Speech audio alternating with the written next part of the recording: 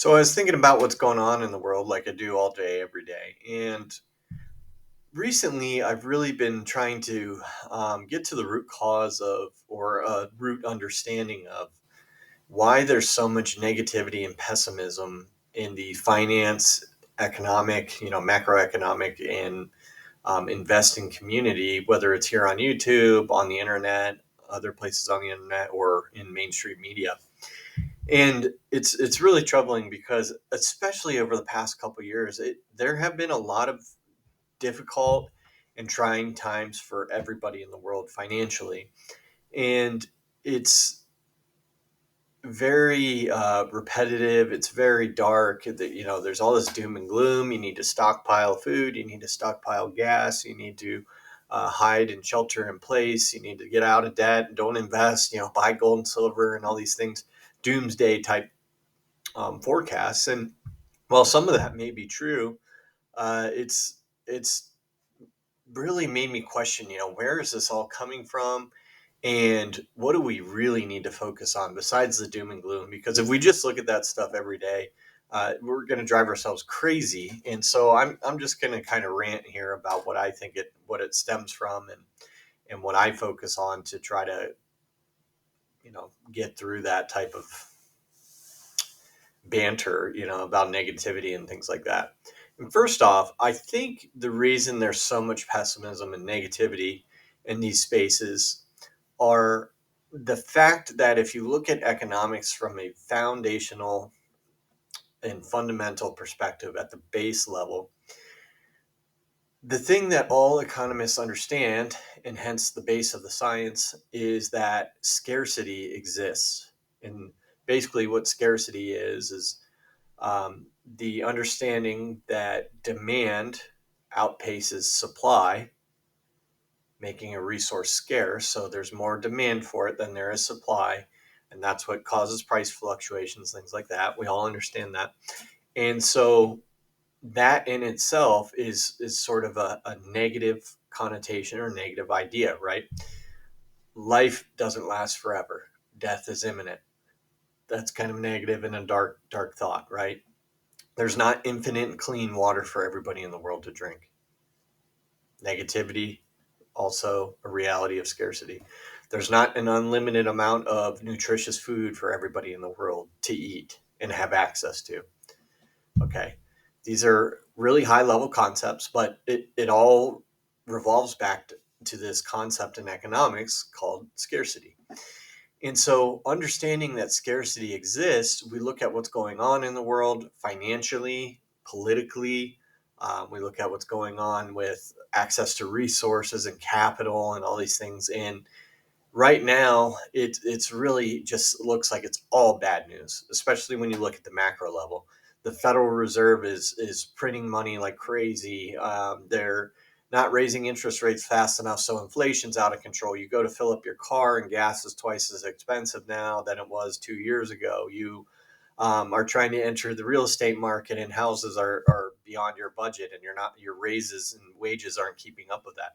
So those are all kind of negative things, right? And they impact you, and really hurt your mental well-being. And as an economist or a financial analyst, you tend to just understand that those things exist, right? So some of us are maybe more immune to that than others, but for the typical person that doesn't really understand the concept of scarcity, or just kind of is blissfully unaware or naive, or just doesn't want to burden themselves with that logic, it's it's easy to not understand what's going on in the world and just see all this negative content out there and get really upset and make some poor decisions. And the sad thing is a lot of those decisions are irrational, and they're making decisions about things that they can't even control themselves. We can't control how much money the Federal Reserve prints. We can control how much money comes in and out of our households, right? For the most part. Um, we can't control how expensive homes are and how their prices are going up, but at least right now we can control where we live and how much we spend on housing. Um, And we can't control, again, you could keep, rolling out this example to all sorts of different things. We can't control gas prices, but we can, to a degree, control how much we use gas and rely on gas. So there's always options and alternatives for the most part to different issues, but people focus on the negativity so much. And as either somebody that studies macroeconomics and understands the concept, but we already know there's scarcity in everything. So sometimes that scarcity becomes acute, but usually over time it kind of resolves and things change in the market, right? And right now we're in a period of acute scarcity for commodities, for real estate, um, all these different things, and it's really scaring people. And the finance and macroeconomic content that's available on the internet and online and all that, and the television, all that type of stuff, is really feeding that. And if you're not careful, it can really, take over your mental state and cause you to just panic, have anxiety, do stupid things. I've definitely been guilty of that. So I'm not, lecturing or counseling anybody else. I've had the same issue. So what I'd like to do is try to take a step back and see, why are they pushing so much pessimism and negativity?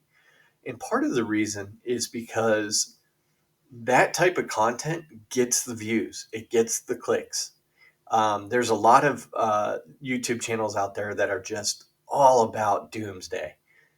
People are running out of food. People have to walk 10 miles just to go fill a gas can so they can move their car and take their baby to the hospital. All these crazy things. I'm just making this stuff up now. But there's plenty of doom channels. There's not very many positive economic channels if you look out there. And the reason being is people don't want to see it. They don't care about that part. And so there's a there's a great explanation of this phenomenon, and it comes in the form of a song, and the song is called Vicarious by a band called Tool, very popular band, obviously. And if you listen to Vicarious and read the lyrics as the song goes on, it basically talks about how humans, us as humans, don't really care about anything or pay attention to anything that closely, unless it's doom, it's death, it's something destructive, it's war, these types of things. Then we all channel our energy into it and focus on it immensely. And it's really sad because that's true. That's kind of human nature. When you see something going bad, you focus on it. When you see things going good, you might, acknowledge it. But the content that is on YouTube that gets the likes is the negative pessimism, the doom, the you gotta prepare now or you're screwed, or if you didn't buy this 10 years ago, you can't get it anymore, and now you're screwed. Your family's not gonna have any food. That type of stuff sells, man. It really does. And it's unfortunate because it clouds your judgment. It's not good for your brain to think negatively like that all the time. And I consume a ton of that type of content myself, but I kind of see through it, and it's because I understand scarcity. I acknowledge that it's a reality, and I try to find alternative ways to address it in my personal life. And so what I've done is just really, I look at the macro picture. I see what central banks are doing. I see what national governments are doing, and I acknowledge that. But I also understand that I have virtually no control over those actions. I can't control anything that the national government does, that a central bank does, and I willfully accept that as my state of being in reality. I can't do anything. No matter who you vote for, I don't care either side. It's not going to change anything. And that goes for federal, state, and local level. It's just that we as individuals do not have enough power to change these things that cause harm in our lives or cause us difficulty and stress. So you really need to acknowledge the macro picture, but focus on the micro picture. And what I mean by that is what's going on within your household that you can change to make things better for yourself. And for me, it's it's really just making sure the needs of my family are met. We have food. every day for, our standard meals, 3 meals a day, whatever.